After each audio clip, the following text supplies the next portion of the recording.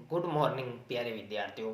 आज हम BCom part first में नए टॉपिक के साथ पुनः नए तरीके से अध्ययन करेंगे, जिसमें अपन आज वित्तीय विश्लेषण के बारे में अध्ययन करेंगे कि जो एक वित्तीय विश्लेषण होता है या अनुपात विश्लेषण जिसको अपन कह सकते हैं अनुपात विश्लेषण। तो वित्तीय का अनुपात विश्लेषण के बारे में आज अपन अध्ययन करेंगे। अनुपात विश्लेषण जो क्या होता है, तो अनुपात विश्लेषण वित्तीय विश्लेषण की एक तकनीक है, यानी कि वित्तीय विश्लेषण के अंतर्गत ही इसको रखा जाता है। तो अलग अलग जो मदें होती है, जो अलग अलग अपने सामान्य तरीके से अलग अलग खाते होते हैं या मदें होती है, तो उसके बीच में अपने को जो अध्ययन किया जाता है उन दोनों के बीच में किस प्रकार से भेद है उसके बारे में अध्ययन किया जाता है अनुपात विश्लेषण में। तो सबसे पहले इसका सामान्य रूप में जो अपन परिभाषा है वो देखते हैं कि साधारण गणितीय स्वरूप में, यानी कि बिल्कुल साधारण तरीके से एक गणितीय रूप में जो अपन अध्ययन करते हैं कि जो मद हैं, दो मदें हैं, उनके बीच में किस प्रकार से संबंध है। तो उनके बीच संबंध 1:1 में है या 1:2 में है या 2:1 में है। तो इस तरीके से साधारणतया जो गणितीय भाषा में कहा जा सकता है कि दो मदों के बीच में जो आवश्यक संबंध होता है, जो संबंध किस प्रकार का होता है, उसके बारे में अपन जो अध्ययन करते हैं उसे अनुपात का विश्लेषण कहते हैं। अब अपन अनुपात विश्लेषण का जो महत्व होता है वह क्या होता है, तो उसका सबसे पहले तो होता है प्रबंधक को सहायता। अलग अलग मदों के बीच में अपन जो एक तरीके से अध्ययन करते हैं, तो प्रबंध जो क्षमता होती है अपने यहाँ पे, जो वहाँ पे मैनेजमेंट करने वाले होते हैं कि इन मदों और इन मदों के बीच में इतना अनुपात है। अगर कोई मद में 5 लाख रुपया है और किसी मद में अगर 3 लाख रुपये ही है, तो उनके बीच जो अनुपात होगा वो 0.6 के रूप में हो सकता है। तो एक तरीके से कि उसके मुकाबले उसमें 60% ही है, या कई तरीके हो सकते हैं जो उनके बीच डिफरेंट को दर्शाते हैं। तो इन दोनों मदों के बीच में वो प्रबंधकी जो अपने प्रबंधकी शासन होता है वह एक प्रकार से निर्णय ले सकता है कि इस प्रकार इन मदों के बीच में इतना जो कंपैरिजन है वह रखना आवश्यक है।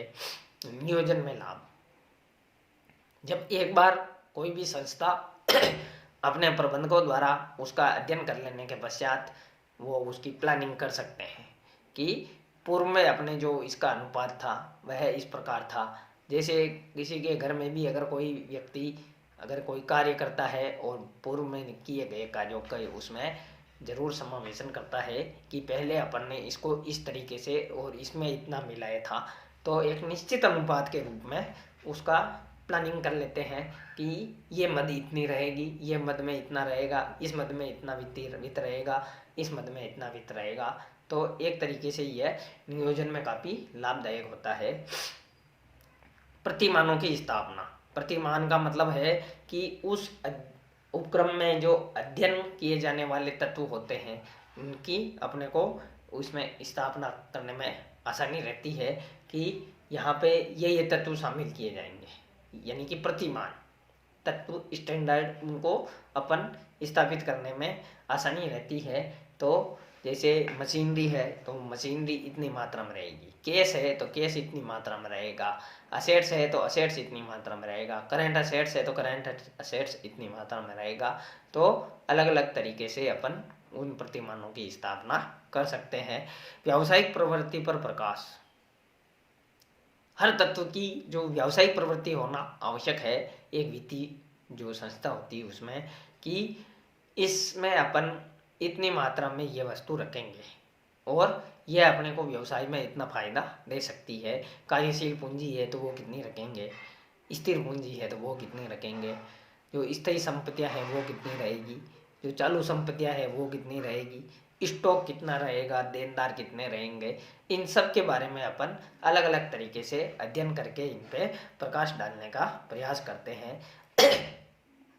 इसके बाद है दो जो सत्र होते हैं, जो सेशन होते हैं अलग अलग वर्षों के बीच में या दो अवधियों के बीच में, जो उन अथवा दो संस्थाओं की तुलना करने में आसानी कि अपन ने पिछले वर्ष इन इन वस्तुओं का इतना अनुपात रखते हुए अपन ने ये कार्य किए हैं, तो अपने को इतने वित्त की प्राप्ति हुई है। अगर अपन इसमें कुछ मात्रा में सुधार करके या कुछ उसमें मात्रा को बढ़ा करके या अपने को अगर हानि हुई तो उसको घटा करके अपन उसमें सुधार कर सकते हैं।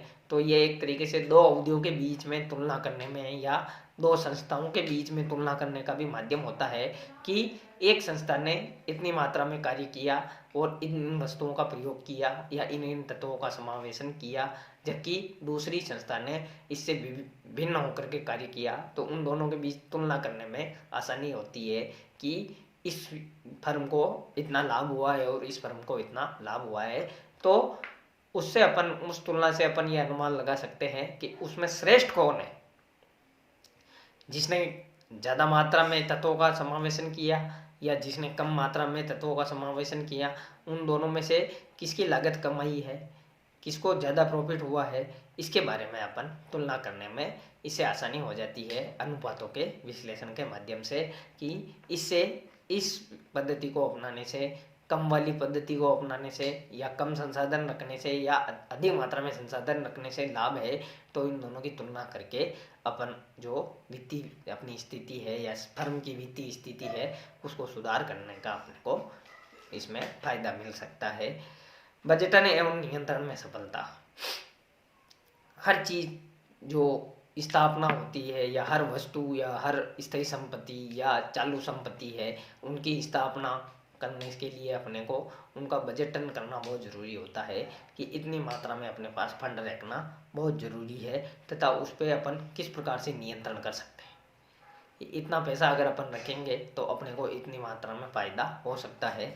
तो बजटन करना और उस पर नियंत्रण का विस्तार करना, यह भी अपने जो अनुपात विश्लेषण है उसकी मुख्य विशेषता या महत्व के रूप में उसको माना जाता है।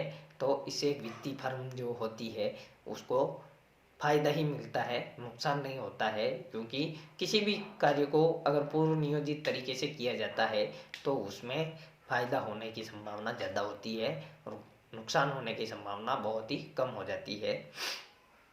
प्रभावशाली नियंत्रण, यानी कि जो इफेक्टिव अपने वहाँ पे जो फील्डिंग है या जो अपने ऊपर जो ऑर्डर है या नियंत्रण है वह बिल्कुल प्रभावशाली होना चाहिए। आदेश ऊपर से नीचे की ओर होने चाहिए और नियंत्रण सभी कर्मचारियों पे और अधिकारियों पे बराबर होना चाहिए, जिससे अपने वित्तीय स्थिति सुधरती जाएगी। तो इस प्रकार से अनुपात विश्लेषण या वित्तीय संस्था में अपने को काफ़ी फायदा हो सकता है। तो एक तरीके से इससे भी अपने को जो स्थिति है उसको सुधारने में। इसके अलावा अगला पॉइंट है लेखांकन जो प्रक्रिया होती है उसमें एक रूपता रखना बहुत ज़रूरी है। कि पिछले साल अपन ने लेखांकन की अलग प्रक्रिया अपनाई और इस साल अगर अपन ने अलग प्रक्रिया अपनाई तो अपने को नुकसान उठाना पड़ सकता है। तो लेखांकन जो प्रक्रिया होती है उसमें एक रूपता रखना अत्यंत आवश्यक होता है, जिससे अपने को काफ़ी सुधार या काफ़ी मात्रा में फ़ायदा होने की संभावना बढ़ जाती है। तो इस तरीके से अनुपात विश्लेषण जो गणितीय रूप में दो मदों के बीच में अध्ययन करने का तरीका है, तो उन मदों का अपन ने इस तरीके से महत्व जाना। इसके बाद अपन जो नेक्स्ट टॉपिक है उसमें अनुपात विश्लेषण एवं अन्य दूसरी बातों के बारे में विस्तार से जानेंगे। आज के लिए इतना ही, थैंक यू।